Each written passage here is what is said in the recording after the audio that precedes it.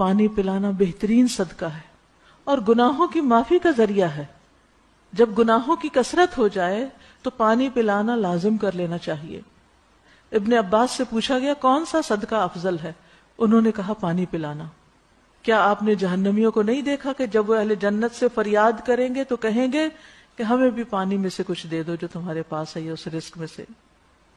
بعض تابعین کہتے ہیں کہ جس کے گناہ زیادہ ہو جائیں وہ پانی پلانا لازم کر لے.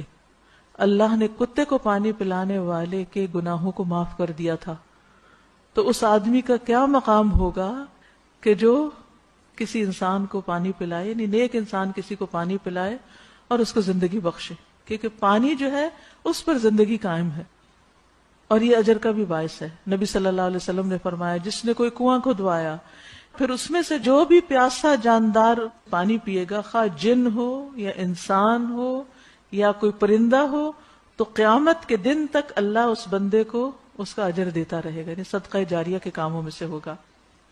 سعد بن عبادہ نبی صلی اللہ علیہ وسلم کے پاس آئے اور پوچھا آپ کے نزدیک سب سے پسندیدہ صدقہ کون سا ہے؟ آپ نے فرمایا پانی پلانا. رسول اللہ صلی اللہ علیہ وسلم نے فرمایا 3 لوگ ایسے ہیں جن سے اللہ قیامت کے دن بات نہیں کرے گا، نہ ان کی طرف دیکھے گا، نہ گناہوں سے پاک کرے گا، اور ان کے لیے دردناک سزا ہے. ان میں سے ایک وہ شخص ہے جس کے پاس جنگل میں ضرورت سے